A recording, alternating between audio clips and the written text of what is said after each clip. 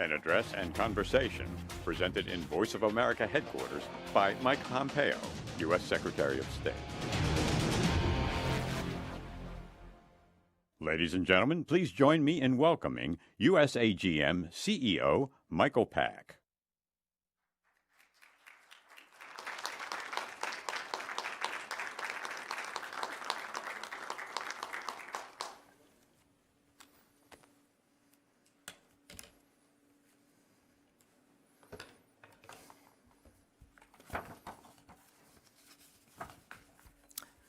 Hello, and welcome to everyone joining us live, both in person and virtually all over the world.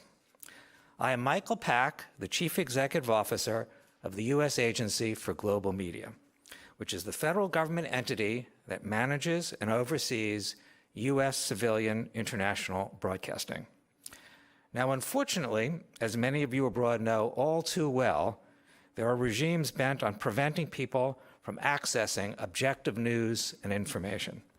To keep power, they manufacture and propagate false realities, seeking to control thought and belief and ultimately action. Let me be clear. This behavior is an affront to the universal right of freedom of expression, a right to which every single person is entitled by virtue of being a human being. America has never stood for this form of malevolence, and our nation must now confront it even more vigorously. Indeed, as the adversaries of liberty and democracy double down on producing and distributing disinformation, America must reassert itself in the new global war of ideas.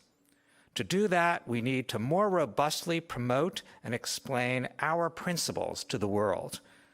Fortunately, since 1942, we have had an excellent platform to do exactly that. That platform, of course, is Voice of America.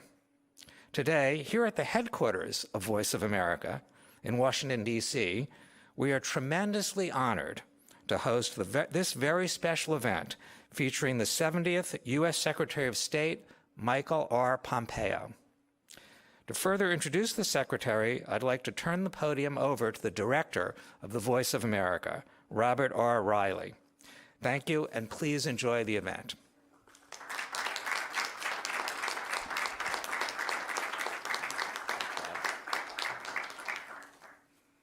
Thank you, Michael, and for your unstinting support. It's greatly appreciated.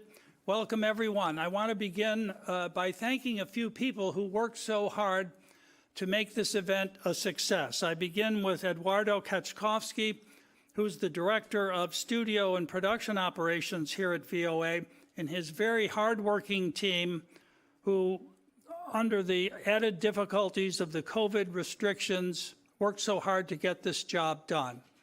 I want to thank John Lippman, the Deputy Programming Director, with his daily meetings for shepherding this all through and pulling it together, and most especially the Deputy VOA Director, Beth Robbins, for all the hard work she has done. Now, it's a pleasure to introduce a man who needs no introduction. I think I can do it with two words. They are Renaissance man. Why?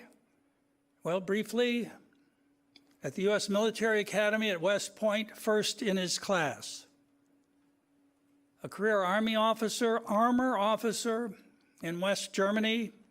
In an armored cavalry unit, he helped protect Western Europe against what Ronald Reagan had called the evil empire.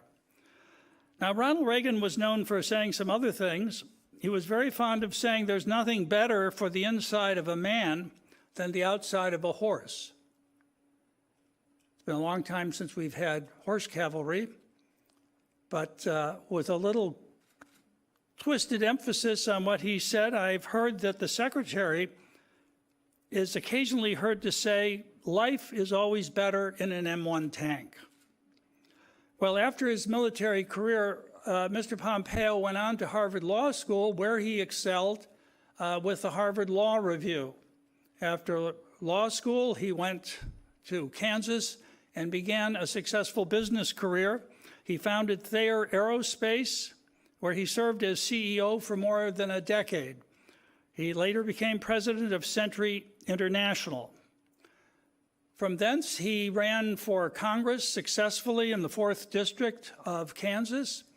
And even as a freshman congressman, he had an outsized influence due to the depth of his knowledge on foreign policy and intelligence issues and his powers of persuasion. He was in his 4th term when the president called upon him to take upon himself the role of the director of the Central Intelligence Agency. And then in 2018, he was sworn in as the Secretary of State. Now, he's done all this while still being, at least from my perspective, still a young man. So we can expect much more from Secretary of State Mike Pompeo.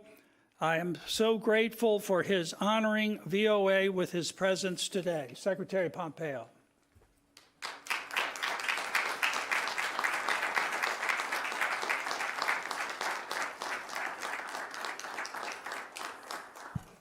Thank you. Good afternoon, everyone. Thank you for the warm welcome. Michael, thanks for your leadership of this incredibly important institution. And Bob, congratulations on returning to the helm of VOA. I am truly happy to be here. I'm honored to have been requested. And it's always fun to be with a fellow tanker, too. I want to acknowledge the other network chiefs who is with us today. Steve Yates of Radio Free Asia. Steve, where you at? Nice to see you. And a note of appreciation, too, to the Voice of American Journalist staff and to all those watching and listening.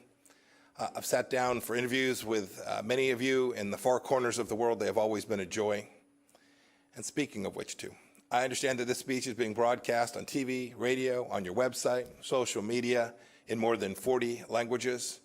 Hats off to the translators. I have no idea how anyone can translate my talking into Uzbek this quickly.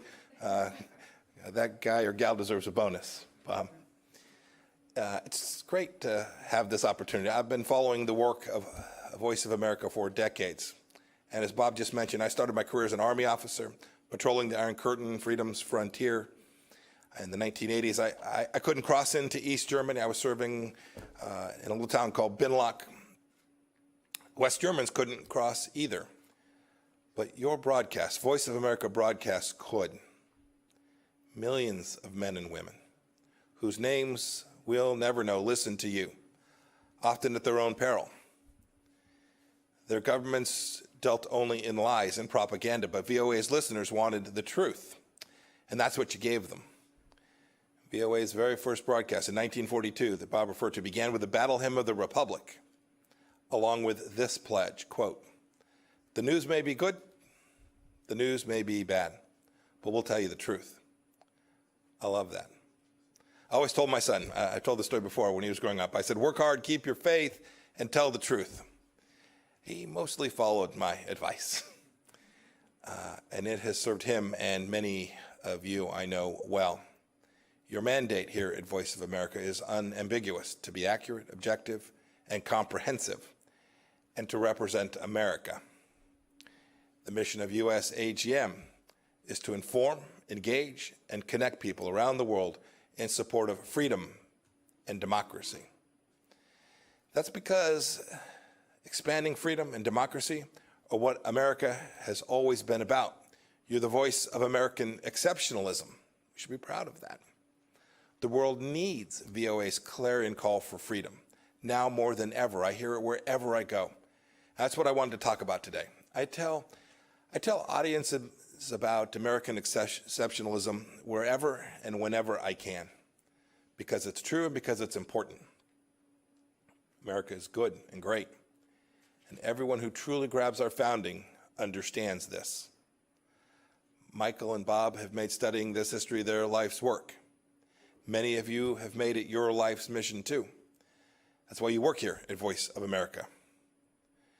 We were indeed the first nation founded on the central belief that all human beings are endowed with certain unalienable rights, and the governments are instituted to secure those God-given rights. We have always striven for a more perfect union. And goodness knows we don't always get it right.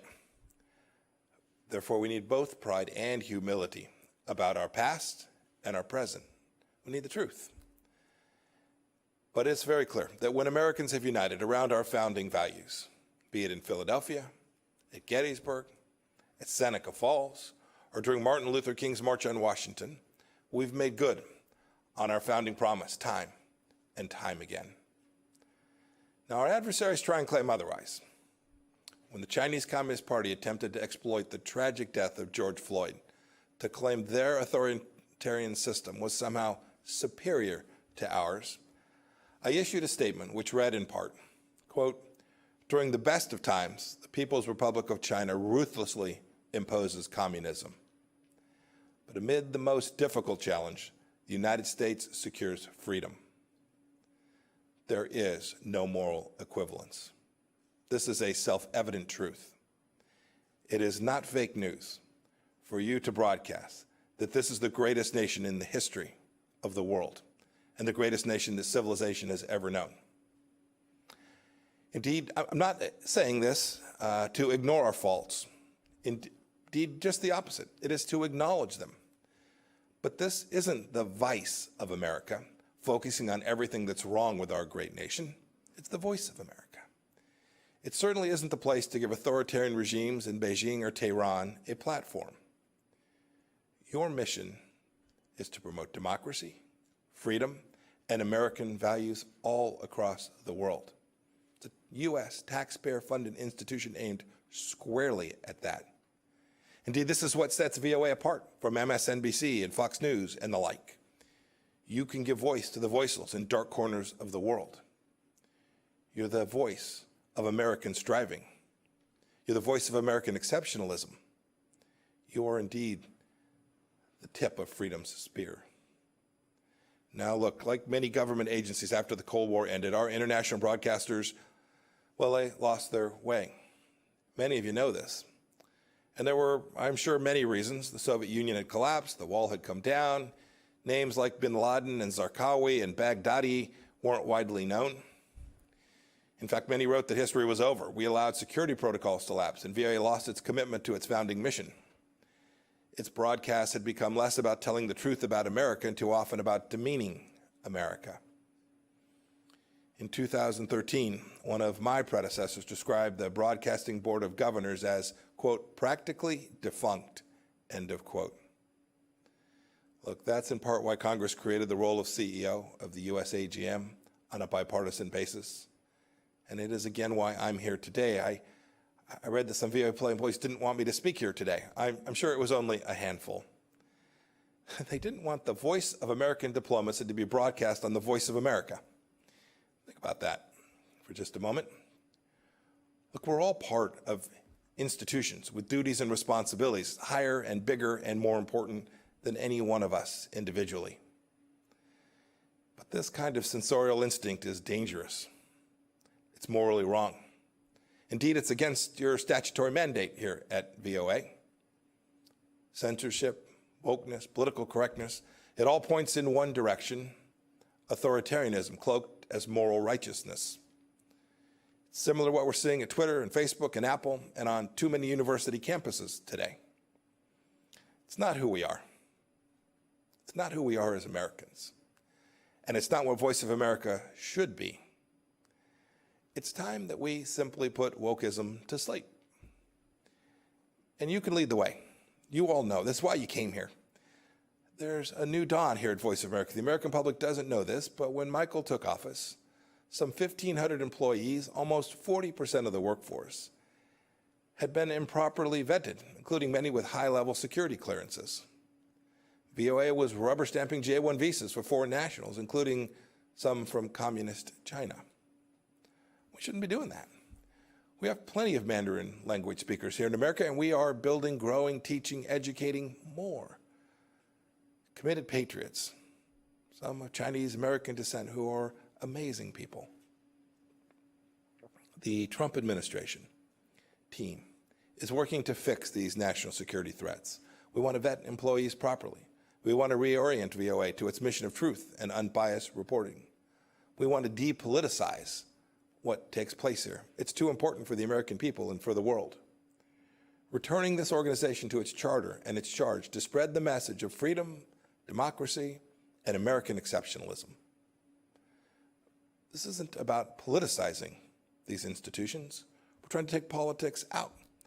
And that's a pretty good feature story for whoever wants to write it up. As Secretary of State, I'm telling you all of this because I want the best for the people here and for this organization, because you are vital to helping America shine light into the darkest places with the power that only America can muster. Governments like those in China, Iran, North Korea, they don't have the respect for the universal dignity of every human being in the way that America does. Indeed, that is what America was founded upon.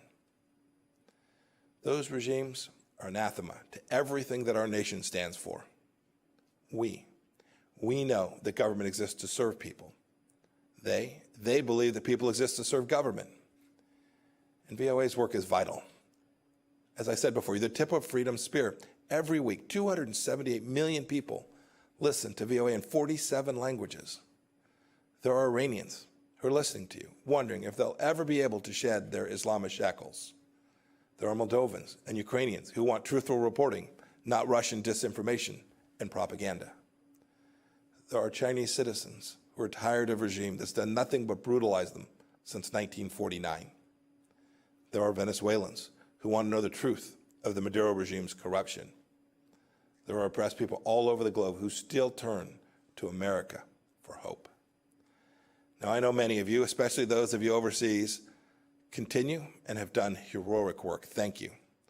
I want to commend VOA's Hong Kong reporting team, which faced political intimidation, harassment, and attacks, but still got the job done. My highest praise. Well done. You were behind the barricades of the freedom fighters telling their stories. You're upholding VOA's finest traditions and continuing to be the voice of American exceptionalism. I also want to pay tribute to members of the other radio services who are here and listening. The only Uyghur language news service in the world is run by RFA.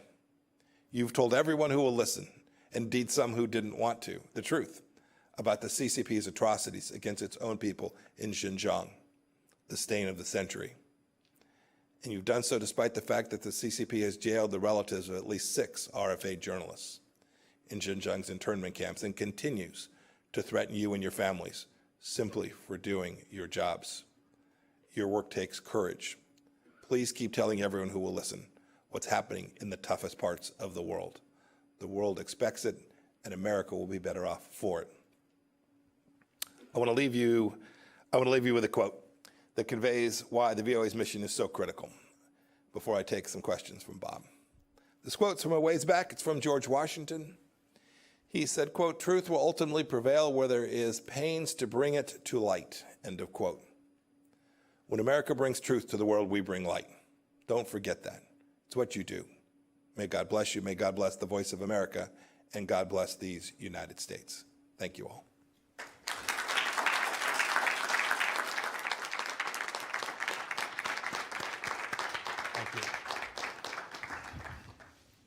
Thank you, Mr. Secretary. Some of the questions I have for you were fielded from our division directors who wanted to also have their input to get you to answer some of these. But let me begin with this one. This isn't a commercial media. We can afford to tell the full truth about America and the amplitude of American life in all of its facets. In your many travels in your recent years, what would you judge as those parts of America that are least known by foreign audiences that we need to tell them about? Yeah, you know, it's a really good question. If I have a chance in a moment where we are away from the formal business of the day, I'll often ask ambassadors or foreign ministers, when were you last in the States? What'd you do? Where'd you go see? The answer is almost always, I went to New York, I went to Washington, I went to San Francisco, or I went to Los Angeles. The adventuresome may have traveled all the way to Boston. Boy, that's not representative of all of who America is. I'm from Kansas. It's a different place in so many ways. It's engaged in different businesses. Its government is different. Its people think about the world in a different way. These stories from places other than the coasts are important. And that extends to rural parts of South Carolina, to Appalachia, to folks who live up in Minnesota and along our northern border along Canada.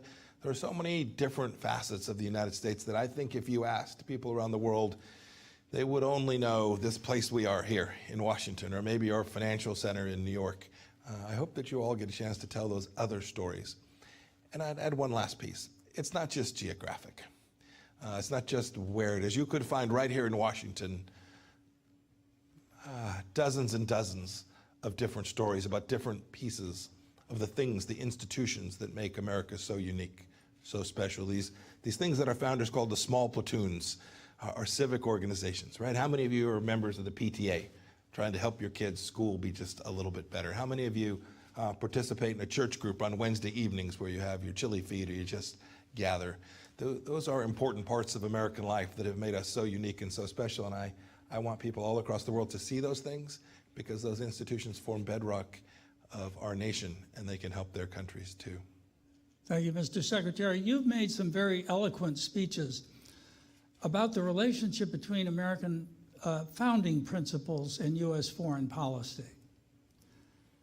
How would you prioritize those fundamental rights, some of which you referred to in your remarks, when you, with the limited time with foreign heads of state, want to have a clear message?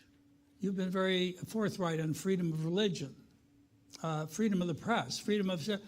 How do you prioritize those, or is the prioritization custom made for the country you're addressing?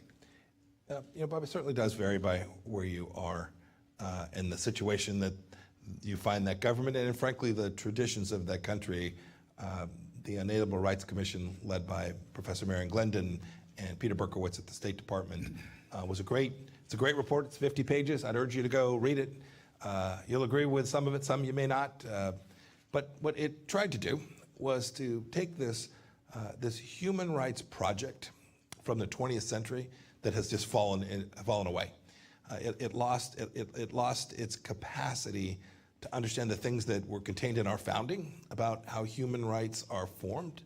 It had moved away even from the Universal Declaration of Human Rights. And what I wanted to do in that was to reground American foreign policy and how we thought about human rights. And I think the report captures it pretty well. Your point about religious freedom and the capacity to speak freely, two core rights that if a nation gets it wrong, it will be less secure, it will be less prosperous, its people will be less whole. And so we've spent a lot of time talking about those issues around the world. We've made progress in certain places, other places we've not, but it's important that American leaders, not only the Secretary of State, but all of us, acknowledge those shortcomings when we speak with foreign leaders and get them headed in a better direction for their people. I'm proud of the work we've done in this regard. These principles matter. Their execution and implementation is complex because foreign policy always is. There are competing priorities. But America can never walk away from those central principles and understandings. And we know the difference between rights-respecting countries and those that aren't. And we have an obligation to call each of them precisely what they are. Now, as you well know, we're at the cusp of a change in administrations. On certain foreign policy issues, there seems to have formed a bipartisan consensus.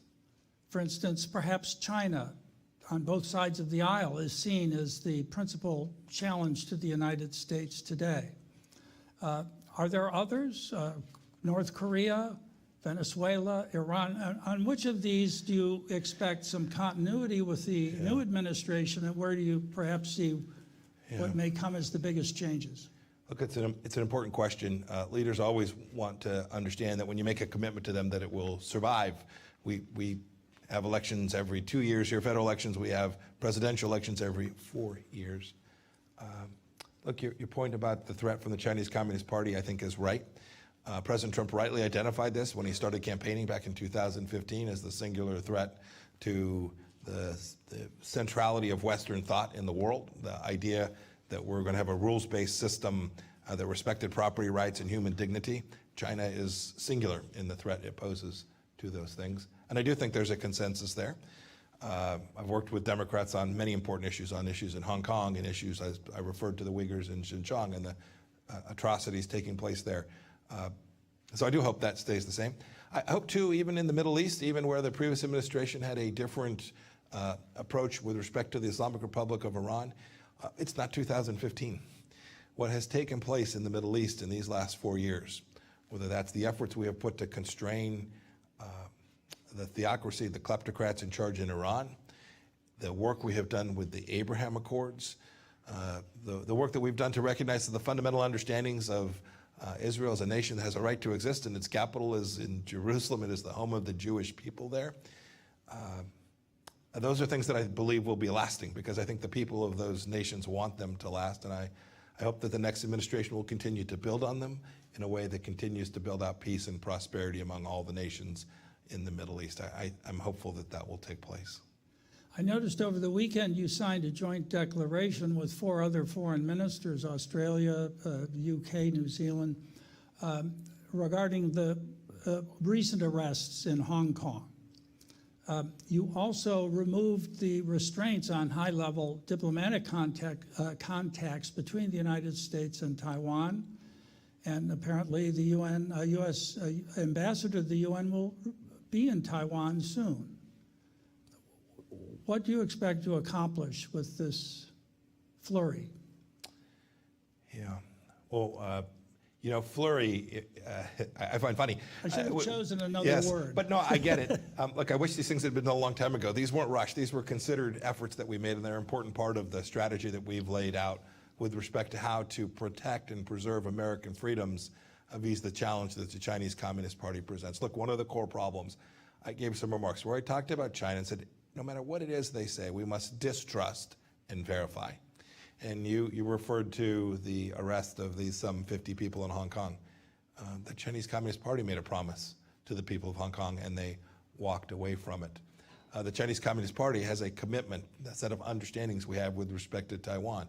We need to hold the parties accountable to those commitments as well. The Chinese Communist Party promised President Obama they wouldn't arm the islands in the South China Sea, and they turned around and did it, and there was almost no cost imposed. We have attempted to deliver a clear understanding of the requirements that we have for the Chinese Communist Party and how it should behave, that aren't, frankly, very different from what we expect of any nation with respect to how they interact with the United States. And we do that because we have a responsibility to preserve and protect security and prosperity for the American people. Our policy with respect to the Chinese Communist Party has furthered that, and this will be a long challenge. The Chinese Communist Party has a clear intent for hegemonic dominance, and we have an obligation, a responsibility to the American people and, frankly, to freedom-loving people around the world to make sure that that is not the world that our children and grandchildren live in. It's interesting, in meeting with the division directors of Voice of America, how frequently in those meetings the name of China comes up. When I ask them what's on the horizon, what are you noticing, it's China. Latin America, China. East Africa, China. And it's not simply the Belt and Road Initiative, it's their information strategy, how they get affiliates in those regions of the world, how they feed them free stuff, and they're, as you know, a whole of government approach. Now, the United States isn't whole of government, but Voice of America is here to do our part through our bureaus and through our reporting. What do you think we can do better to help highlight the dangers these things represent when seen together rather than as a separate series of approaches? Well, this challenge is, in fact, comprehensive. Our administration began by working on the economic side of this. Right? The president placed tariffs on Chinese goods. He's tried to stop intellectual property theft, denying tens of millions of jobs in the United States of America because they would steal our information, take it back to China, build it, and then dump it here in the United States. It's information. You talked about that. This is ongoing. Take the issue of the Wuhan virus. It has now, I understand the Chinese Communist Party is now going to permit the World Health Organization to go in and find out where this all began. but it took months and months of effort to do that. We are now more than a year on. We still don't have access to important information about how the virus began. It's important for health and safety and to make sure that something like this doesn't come out of China again. Your team can report these things, report these facts. Your point about it being a global phenomenon. I have a bureau. I have a China desk. I have an East Asia Pacific bureau. We have an Indo-Pacific strategy. But every one of my ambassadors and chiefs of mission understands that China presents a challenge in their country, wherever they may be, in Africa, in Latin America, in Southeast Asia for sure. And our team on the ground is working to protect American security from the Chinese Communist Party in the country that they have been assigned to. I hope your reporters, no matter where they find themselves, if they are in South Africa or in Morocco or wherever they are, observes the activities of the Chinese Communist Party inside of their country and how it impacts the people of those countries as well. If I may ask a last question, this one more related to Russia. The United States seems to be shrinking its footprint in Africa, so is France. Russia is increasing its. Is this the result of a judgment on the part of the United States that disorder on the African continent is less of a problem or less of a threat to our interests, or how would you? So the forces, the disposition that the DoD has made has really been about the counterterrorism fight more broadly. How is it that we allocate U.S. resources to keep the homeland safe? So the decisions the President has made with respect to Afghanistan and the Middle East broadly, Syria, you talk about North Africa as well, has been to allocate the capacity of the United States to preserve and protect the homeland. I'm always mindful, and it's easy to write about, if you just focus on troop numbers alone, if you say the United States used to have 1,000 people, now they only have 800, or they used to have 800, now they only have 400, you may well be missing America's capacity to preserve and protect itself. I was the director of the CIA. I know the other tools and capabilities that we can bring. They are unseen. They don't get reported from the podium at the Department of Defense. But the American people should know. President Trump has been unambiguous about getting it right, making sure we put fewer of our young men and women in harm's way, but never giving up the responsibility we have to ensure that terrorism, or at least the risk that a terror act takes place and hurts Americans, whether they're here in the United States or elsewhere in the world as well. Great. Mr. Secretary, I can't thank you enough for gracing us with your presence today. It was very kind of you to make the trip, and it's deeply appreciated by me and by everyone else here. Please join me in a round of applause. Thank you all very much. Thank you. Let's just say, Thank you, my friend. Thank you.